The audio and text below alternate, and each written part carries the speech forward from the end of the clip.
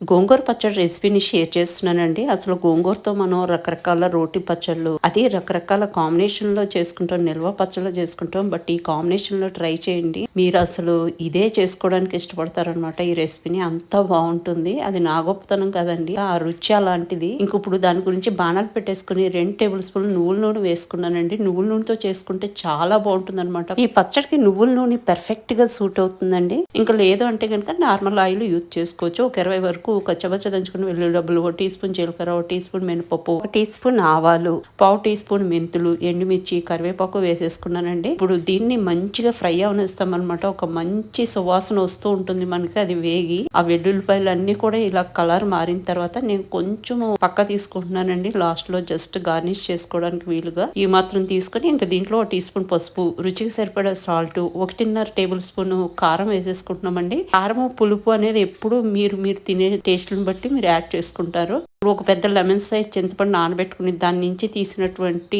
చింతపండు గుజ్జుని యాడ్ చేసేసుకున్నాను. ఇప్పుడు ఇదంతా మంచిగా మిక్స్ చేసుకుంటూ ఒక 2 నిమిషాల పాటు నేను ఫ్రై అవనిస్తానండి. ఈ లోపు గోంగూరని నేను శుభ్రంగా వాష్ చేసేసుకుని పెట్టుకున్నాను అనమాట. 3 కట్టల గోంగూర తీసుకున్నానండి, పెద్ద కట్టలే. ఇది మంచిగా కొంచెం ఫ్రై అయిందండి. ఇప్పుడు దీంట్లో పావు టీ స్పూన్ కంటే తక్కువ మెంతిపిండి యాడ్ చేసుకుంటాం. డ్రై రోస్ట్ చేసుకుని పౌడర్ చేసుకుంది. అదేవిధంగా డ్రై రోస్ట్ చేసుకుని పౌడర్ చేసుకున్న నువ్వుల పిండి కూడా 2 టీ స్పూన్ల నిండా వేసుకున్నామండి.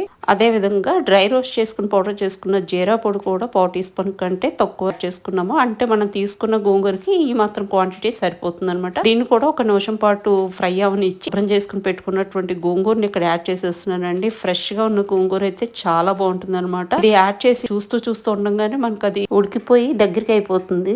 ఈ మాత్రం క్వాంటిటీ ఆఫ్ గోంగూరకి ఇప్పుడు నేను యూజ్ చేసిన మసాలాలన్నీ పర్ఫెక్ట్ గా సరిపోతాయండి. మీరు ఇంకా కారము ఇంకా పులుపు తినే వాళ్ళైతే మీరు ఆ పులుపుని కారాన్ని మీరు తినేదాన్ని బట్టి అడ్జస్ట్ చేసుకోవచ్చు. More or less. చూసారా, చూస్తూ ఉండగానే మన గోంగూర అంతా కూడా చక్కగా మెర్జ్ అయిపోయింది. ఇంకా దీన్ని కాసేపు ఫ్రై అవనిస్తామండి. పాత్రని అంతా విడిచిపెట్టేస్తుంది అనమాట. ఇలాగా ఇదే మనకి ఇండికేషన్. మనం వేసిన ఆయిల్ కూడా పక్కకి మనకి కనిపిస్తూ ఉంటుంది. ఇంకా మనకి ఈ పచ్చడి రెడీ అయిపోయినట్టండి. ఎంత ఈజీనో చేసుకోవడం.